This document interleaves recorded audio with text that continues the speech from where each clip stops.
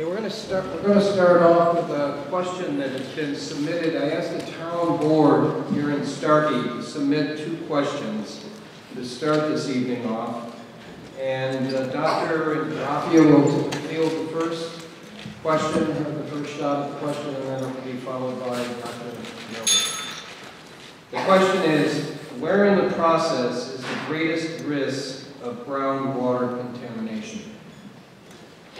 Thank you for that question, and the answer is during drilling and setting of the casing and the cement. That is by far the time of greatest risk to groundwater for reasons that I showed you. It's impossible, technically impossible, to drill, case, and cement a well with absolute security that the well will never fail. Not immediately, not any time in its lifetime. So that's the time of greatest risk. There are other risks associated with contamination of underground sources of drinking water, spills at the surface of chemicals that are being brought to the pad, stored on the pad for use as hydraulic fracturing constituents, spills at the surface of flowback fluid, which is actually more dangerous from a human consumption point of view. So surface spills are the second most important, second likely. The least likely is the one that gets the most press, and Terry and I agree on this one. Terry and I agree a lot. And that's potential migration of frac fluid from the hydraulic fracturing process. It's technically possible. Obviously, the EPA is doing a lot of study on it right now to try to quantify that risk. But I'll conclude by saying that the 3 likely sources in order of probability. Most probable is contamination due to a failure of a cement job or maybe a casing during the drilling and setting of the cement casing. Second, surface spills, and third would be migration. Yeah, there's another part of the risk. We've seen a lot of brown jugs around, and they've been made famous. And one of the things that industry has learned to do is not air drill through the soil. What that has done, basically, when you air drill through the soil and into the top of the bedrock, is driven a flush of both methane and clay-sized particles sideways. And it's these materials that have gotten into groundwater. There's no poisonous material in this. This is just air and basically the type of stuff that you get with rainwater. There is a very important distinction to draw, and that is the distinction between methane contamination. Methane is not poisonous. A lot of you with water wells have had water wells that have had dissolved methane, and none of you have been affected by it. Methane is usually about, if it is or occurs in larger quantities than is soluble in water, then it can accumulate and become explosive. And the DEC in New York, DEP in Pennsylvania are working very, very hard to see that that doesn't happen. That's when methane is dangerous. Okay, are there any comments to Dr. Engelder? So we have a 4-minute? Yes, you're in the 4-minute period now, back and forth. Okay. So yeah, I agree with everything that Terry said. During the drilling process, it's impossible not to drill a well without going through the water table. And the bottom of the hole is open while that's happening.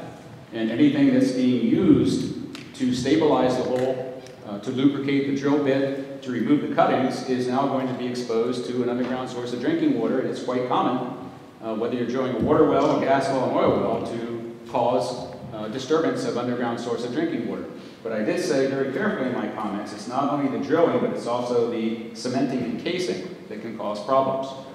I also want to point out that, yes, by federal law, the EPA cannot haul the wells in Dundee and in Bradford County and in Washington County, which have been found by the DEP to have caused problems with people's underground source of drinking water. The EPA, by law, can't say that those wells are contaminated because federal law does not allow the calling of methane a contaminant. However, those of you who own your home or renting your home or want to sell your home will notice that if it turns out that you have a large quantity of methane in your drinking water, the value of your property has degraded. If there is a very high concentration of methane, which does occur in some of these cases, then methane is can cause an explosion if it gets to a concentration in a confined space. It is also now being pointed out in the medical literature that along with methane, there are other alkanes that can cause skin irritation. And methane in your water, in your well water for some period of time, can combine chemically with other things in your well water to cause contamination. This is science that's still underway. Yeah, it's very important to appreciate that anyone that lives above a source rock is that rock that had organic material in it to begin with, which when subjected to temperature and pressure generates hydrocarbons. Those hydrocarbons over a very long period of time, the Marcellus, for example, is 389 million years old. It's been giving off very slowly these hydrocarbons. Some of them, methane is the most mobile, will sit in many of the permeable formations above. You drill your water wells, you're going to get methane in those water wells. And in fact, is one of the things that the public has learned in the last 5 years is just how common methane really is in regions that sit above gas shales. Thank you. The next question from the town is, the town of Starkey has 12 current and plugged gas wells dating back to 1930, ranging in depth from 1,800 feet to 7,200 feet. How can these old wells be made secure to prevent vertical movement of fracking fluid?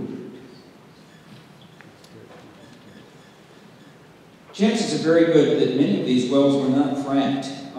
The Trenton Black River wells, which are the deepest wells that Jack has referred to, drill down into a formation that's below the Utica and rely on the presence of a very large porosity. And in those cases, frac fluid is not involved at all. Now here we have to make a distinction between this high volume water with additives as opposed to drilling muds that were used to drill the well in the first place. There's, relatively speaking, very little in the way of fluids is down there to get around.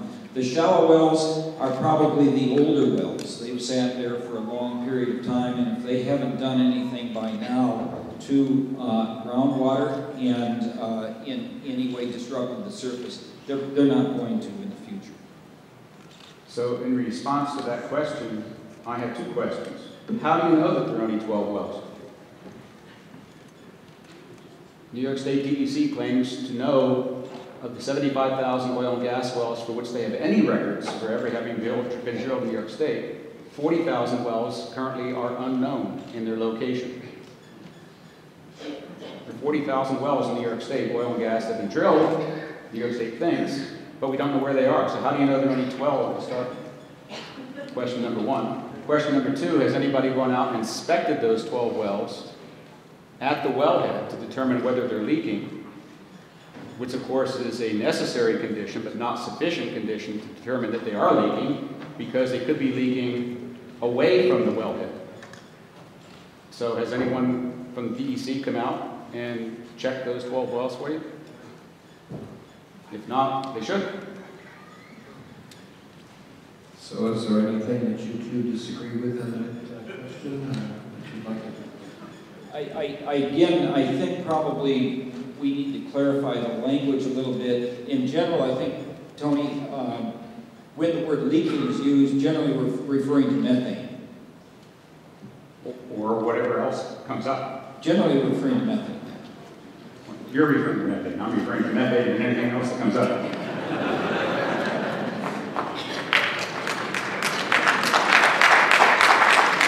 Okay, please retain your applause until the end of the program. Thank you.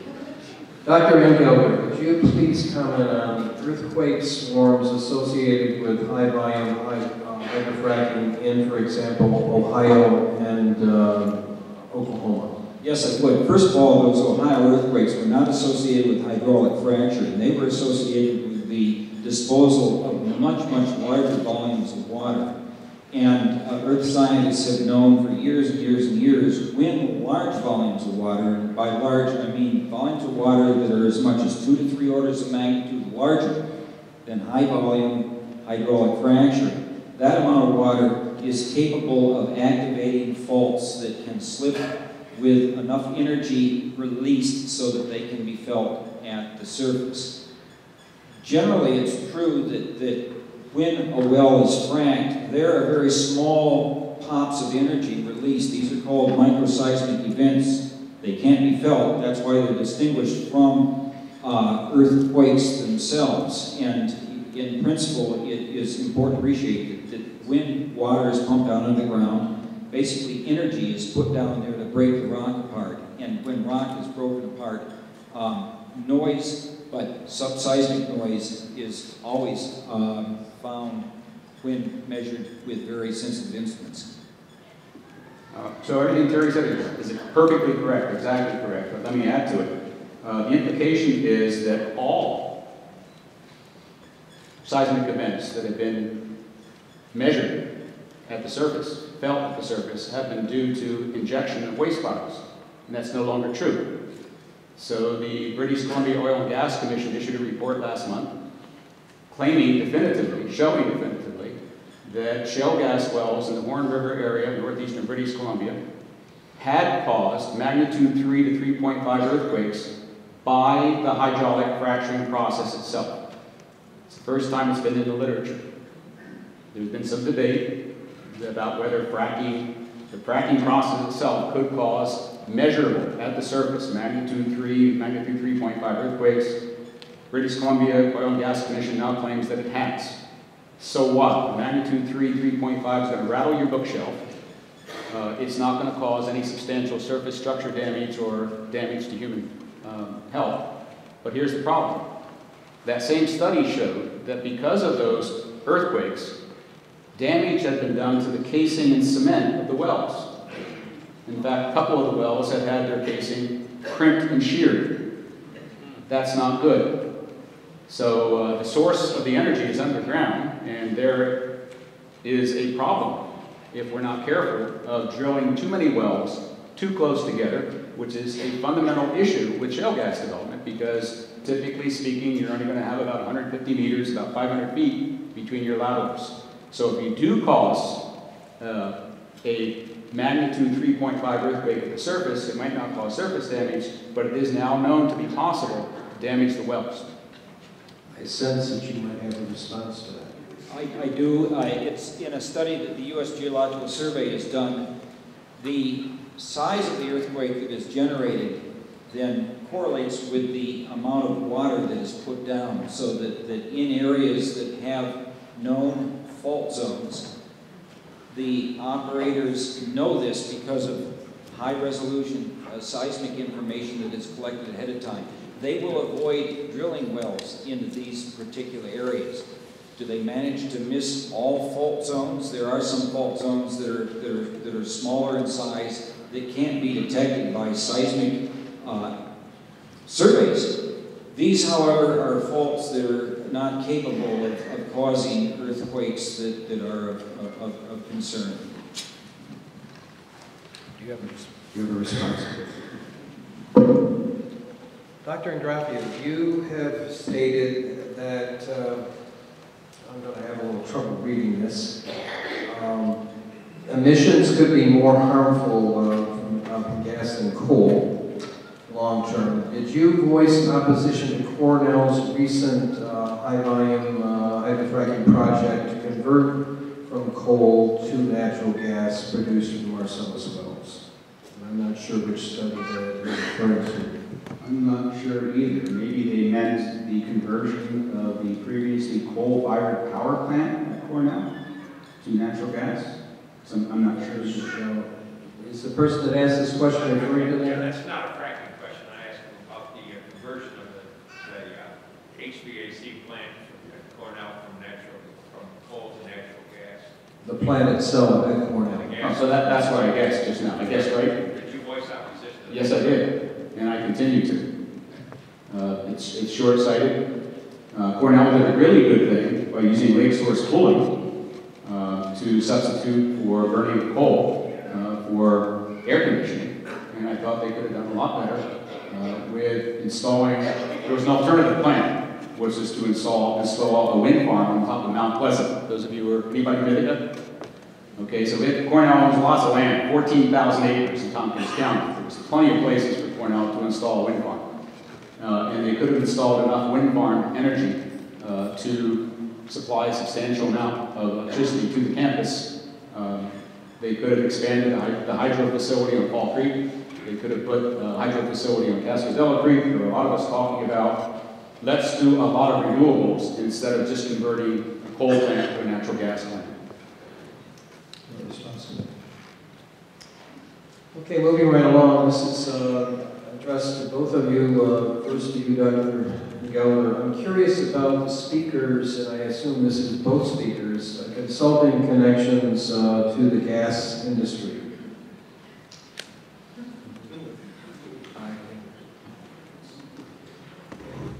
Dr. Ingraffea and I have both had some experience with the hydrocarbon industry.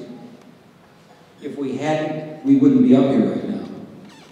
And the reality, of course, is that at a university, this is Cornell and Penn State, we have grants that help the types of research that we do. Some of this comes from industry. We have federal grants. You know where that money comes from? Some of those federal grant monies comes from tax dollars that industries pay. The point is that there's a very large system set up to try to understand many of these particular problems. And that system includes laundering money through the government, if I can use a word that might come back and bite, but, and then direct industry funding to support the types of research that universities like Cornell and like Penn State do. And I can assure you that it is just absolutely incredibly important that America continue to support the type of work that is done at Cornell, the type of work that is done at Penn State, in terms of return on investment for this type of research money. It's been incredibly important over the last 100 years. I can't tell you the number of types of inventions and whatnot that have come from this type of science. I'll answer the question directly. I began to accept research support for my work at Cornell from the oil and gas industry in 1982. That research support ended in 2002. During that period of time, that research support paid for my graduate student stipend and tuition. A number of graduate students. I was also a consultant to the industry during that period of time, which means I put money directly in my pocket. Since that time, since 2002, I have not accepted a dollar from the oil and gas industry. I will no longer accept money from the oil and gas industry. I have turned down over the last 5 years a number of opportunities to re-engage and do research and consulting with the oil and gas industry on shale gas issues, and I have turned those all down. The issue at the core of this is conflict of interest. So I have very strong feelings about that, and that's why I now refuse to accept any form of remuneration from the industry or from the public or from speaking engagements, not even travel money, because I don't think it's morally acceptable for someone to voice a strong opinion, an advocacy opinion on something, when someone is taking direct pay for them.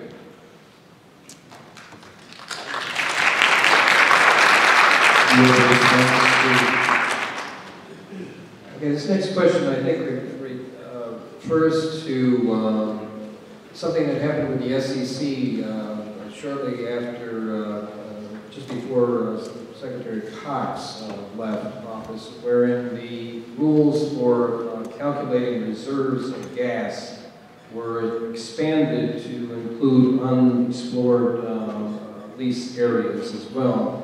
So the question is, what percentage of the calculated reserves have in fact been recoverable? And I assume that's the calculated reserves that currently don't drill. Who's up? I believe you are. Or no, I'm sorry, you are. I wish I did, Terry.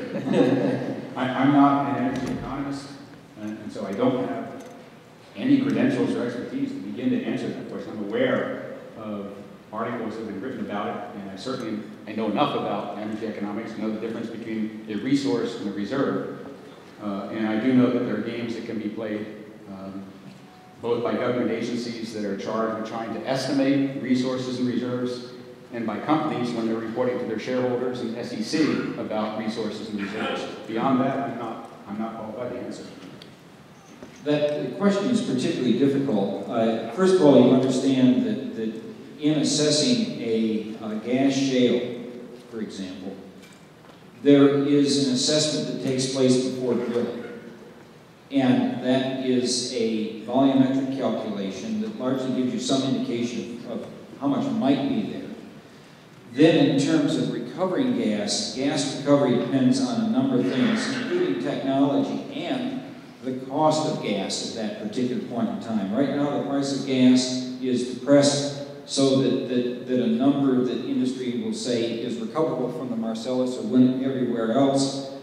It's going to be a lot lower now than it was when gas was $8. And these numbers are not hard. I will have to point out, though, that you're aware that the U.S. Geological Survey makes estimates of recoverable gas, of reserves and whatnot. EIA does this. Each of these agencies uses a different technique.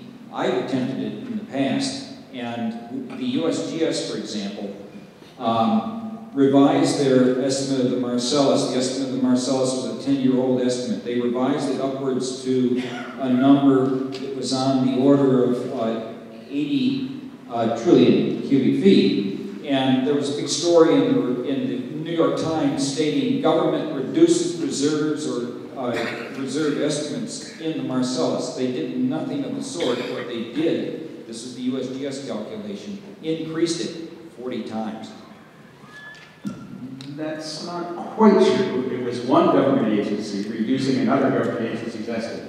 So EIA, which is part of DOE, had an estimate that was about 2/3 of yours, somewhere around 300 trillion cubic feet. That's right. And so the New York Times article was saying that the USGS had reduced the government estimate because the DOE's estimate had been reduced.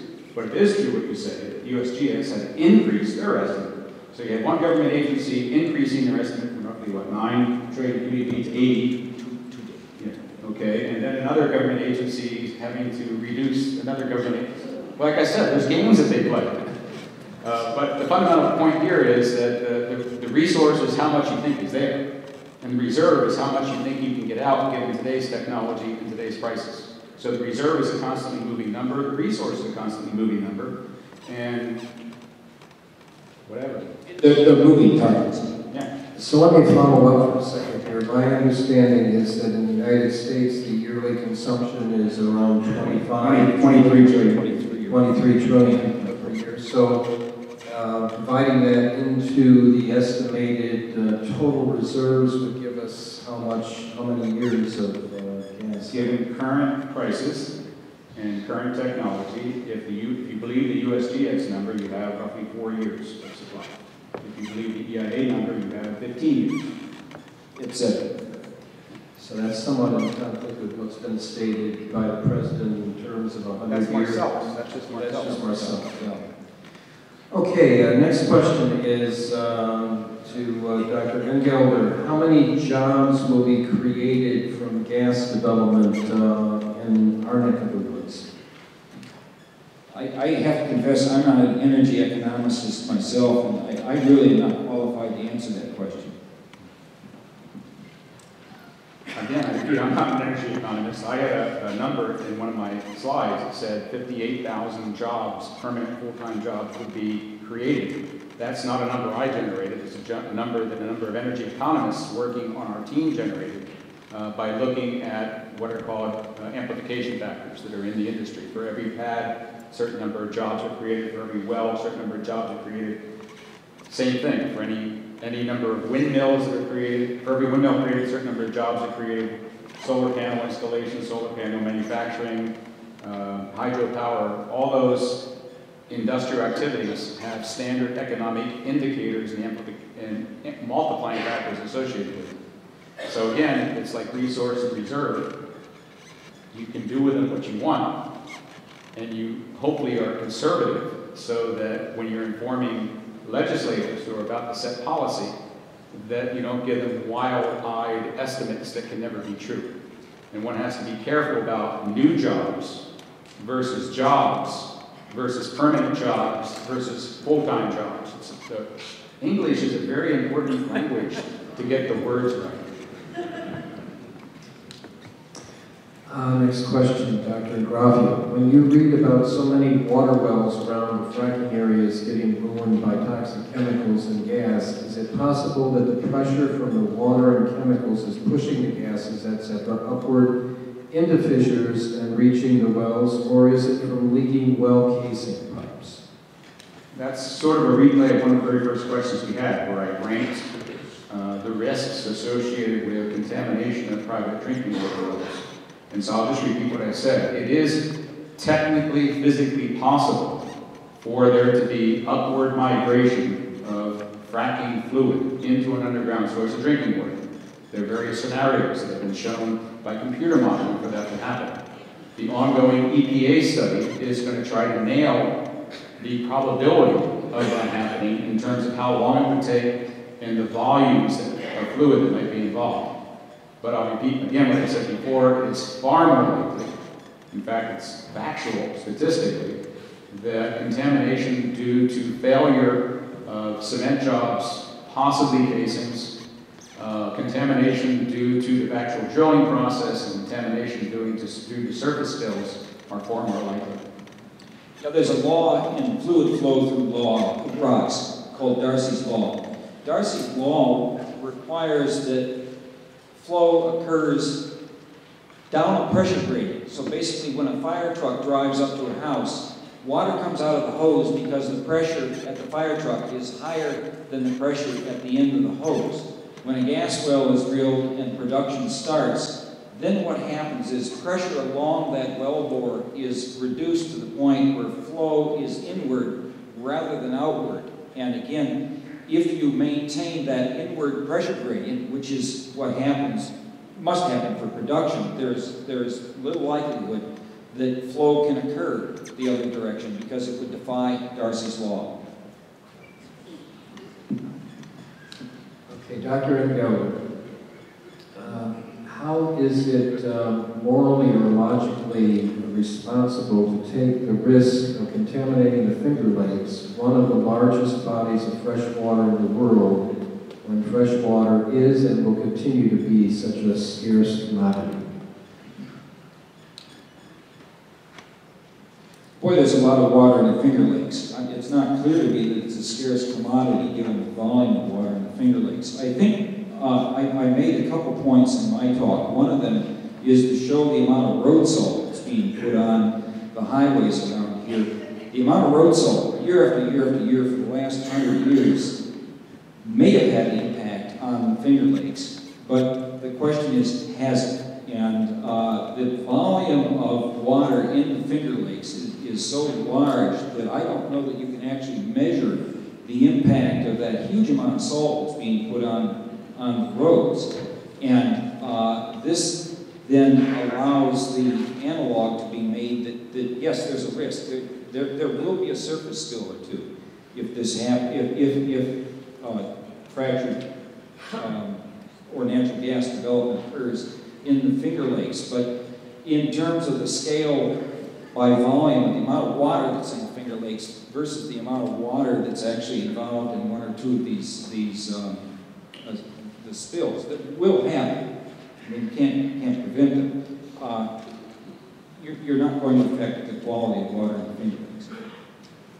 So I think my reading of the question was a little bit different. It was using the Finger Lakes as an example of a wonderfully, mostly pristine fresh water supply as a microcosm of the Earth's freshwater supply.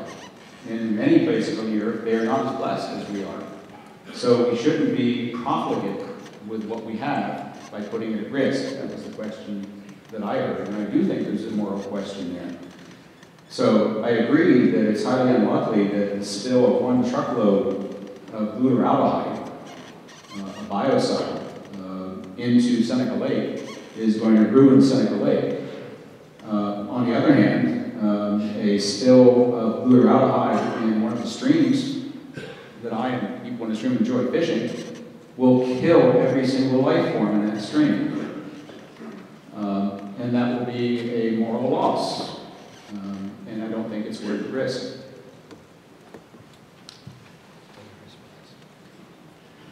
Yeah, in terms of the total hydrosphere, looking at water. It turns out that when a hydrocarbon is burned, methane is burned, the products of water and CO2. And in general, these gas wells will return more water to the hydrosphere than is stuck down in the well to begin with. But if we export natural gas, as the industry has now made up its mind to do, because they don't know how to get the price up again so that it can be profitable, we'll be exporting the natural gas in the United States and burning it someplace else, and the water doesn't return to the hydrosphere in the U.S. It might be going someplace where they need it or don't need it. I would prefer that we keep American water American. Well, that's not necessarily true. The atmosphere circulates water globally. Eventually. Yeah. Tell the people from the Midwest or from Texas what they really wanted to have their natural gas in the Barnett exported to China when they were experiencing the worst drought in Texas history this past year. So a follow-up here, on removal, I read a lot about removal of water from the hydrological cycle, and that average of Pennsylvania wells is about 5.5 million gallons per frac. Does that water actually get removed from the hydrological cycle that goes down into the well bores and various, I believe, areas of? Yeah, I think I just stated that, which is that the methane that you burn returns more water, putting it back into the hydrologic cycle than is removed in the first place. And Professor Ingraffea is right. This is an issue in South Africa, for example, in the Karoo, where there's very, very little water. The solution there, I think, if they end up fracking, is to pipe salt water from the oceans into the Karoo, a couple hundred miles. And basically, then you have nearly an infinite source of water. You have to be a little bit creative about where the water comes from. News reports recently have stated that Pennsylvania's employment rate has actually gone up and compared to the United States, and which is continuing to go down. Why hasn't fracking helped the Pennsylvania employment figures? That's interesting. I had a couple of slides prepared, but I guess we can't show any more on them. It'll take too long. So I have one slide, which is a scan of this morning's Ithaca Journal. Anybody read the Ithaca Journal?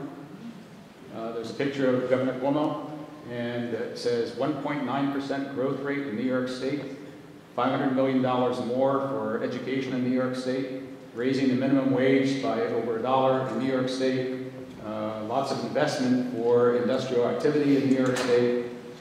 And at the same time, yesterday there was an article written by John Hanger, former director of the Pennsylvania Department of Environmental Protection, who's now running for governor of Pennsylvania, pointing out what was just said in the question, which is that despite 5 years of very active Marcellus shale development in Pennsylvania, unemployment went up in Pennsylvania as opposed to going down countrywide, going down in the state of New York, and Pennsylvania's state budget is in deep doo-doo. Now, the question is why? I don't know. All I do know is that New York State is doing quite fine without shale gas. And Pennsylvania is not doing quite fine without shale gas.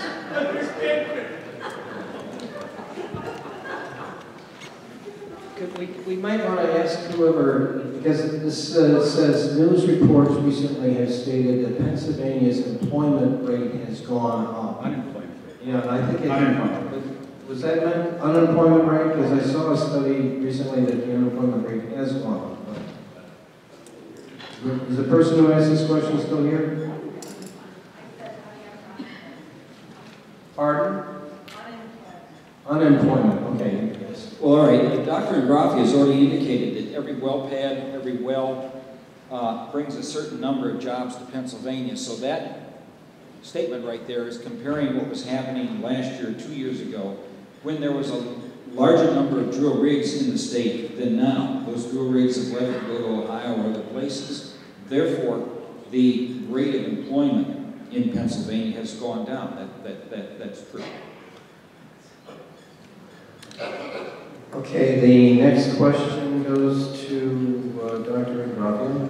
The yield of gas by hydrofracking is estimated to be 10%. What will happen to the 90% of the gas that's left in the Marcellus or Utica? Will it ooze out over the years? Wow, excellent question. I'm not sure about the 10%, the latest number I've been seeing in the literature in the Marcellus and the Fayetteville is that the operators think they're getting somewhere around 14 to 15%. Is that about right, Terry? And that number is going to creep up as technology changes. The efficiency of the whole operation will go up. Companies are moving towards much longer laterals, many more frac stages, closer spacing of the laterals, and so we can conceivably be seeing something like 15, 16%, maybe more recovery. The second part of the question, what happens to the rest of it? Good question. Will some of it leak? Well, here's the problem. When you drill that many wells, that close together, and you do that much fracking over that long period of time, you're damaging the formation. So as Terry pointed out, there has been some slow leakage over 339 million years that has allowed Marcellus gas to get into people's water, which means it is possible, even given natural pathways, for leakage to occur. The technical question that now has to be asked is, as we proceed to continuously damage the Marcellus formation and the formations above it, because they can't keep the fracs in the Marcellus, what are we doing to the possibility of more migration occurring over shorter periods of time? Certainly shorter than 339 million years. And again, I repeat, that's the study that's ongoing by the EPA. Hopefully we'll know in the next 2 years because of measurements and modeling the result of that quantitative risk assessment. Good question. Yeah, I should correct the record, however. There are a number of carbon isotope studies that demonstrate that in Pennsylvania, the gas that is found in the Demick wells, for example, in the upper part of the Devonian Formation is not generated from within the Marcellus, but rather self-sourced from some of those beds above the Marcellus. It's very clear that there's thermogenic gas sources throughout the Devonian section, which means that in this area, for example, you have the Geneseo gas shale, which is that gas shale exposed at Teganic Falls. That also generates gas. There are other layers in Pennsylvania above that generate gas. I would point out that with the Marcellus itself, the gas that's being recovered from the Marcellus has been there for the better part of 250 million years, largely because on top of that gas there is a capillary seal. I'm not going to have time to explain exactly what that is, other than to say that that gas has been there an awful long time, and if it hasn't leaked in 250 million years, it's very unlikely to leak over an anthropomorphic period of time. But that very unlikely needs to be quantified because, let me repeat, it hasn't leaked substantially because we haven't messed around with what's down there. But if we're going to put 100,000 wells in Pennsylvania and we're fracking them with laterals that are only 150 meters apart, and we've got very long laterals, we're doing a lot of damage to the formation and to the damaging the formations above, perhaps influencing these so-called capillary seals. So we have to quantify that risk. Yeah, now the problem, of course, I've already mentioned, is Darcy's Law. You need a pressure gradient to drive the gas out. And there's such a steep pressure gradient that actually comes up the well bore that makes it less likely that these wells will leak around the outside of the casing and the cracked cement. Less likely doesn't mean impossible. No, that's right. I mean, I've stated several times in my talk, there is a risk, and we agree on that. I think the distinction should be made here between thermogenic gas, which is that gas at deep levels, and biogenic gas, which is methane at much lower levels or higher levels. Well, that actually, let me butt in here and say that thermogenic gas is the gas that's getting into Demick wells. Biogenic gas is generally at the level of groundwater and the like. So there's more than one level of thermogenic gas. Next question for Dr. Engelder. I have radon in my home, and doesn't that prove that there's a route for gas and other toxins to the surface from some sub-deposits, right? The black shale deposits, like the Marcellus, are found at the surface. I showed a picture of Marcellus, New York, for whom the gas shale is named. There are homes then that are sitting right on this black shale. The black shale has a larger component of radioactive materials, which means uranium, thorium, and potassium-40. Those homes invariably have shown a higher concentration of radon in basements. It turns out also that homes that are built on granite show a higher radioactivity in the form of radon. That's because granite also is radioactive. The largest radioactive source in homes right now are those granite countertops that are being placed on kitchens so that they look very nice. So that I would worry more about those granite countertops than I would radon in the basement. And it has been shown beyond a shadow of a doubt that homes around Syracuse, for example, which have been built on the Marcellus, are prone to have more radon in their basements than homes that are not built right directly on the Marcellus. So the answer to the question was yes. Dr. Ingraffea, in a recent presentation, you talked about better energy sources besides shale gas development. You stated ramping up nuclear and renewable energy is a route to take with the uranium deposit being found in Virginia and companies looking to drill. Poses a question many are protesting this drilling. If a uranium deposit was found in this area, would you support that drilling? First of all, I never said such a thing. I don't recall ever even intimating such a thing. I'm certainly not a proponent of expansion of nuclear power. And I don't know anything about uranium deposit in Virginia, and I've never mentioned it. So what was the second part of the question? How did I dispose of the first one? Well, if we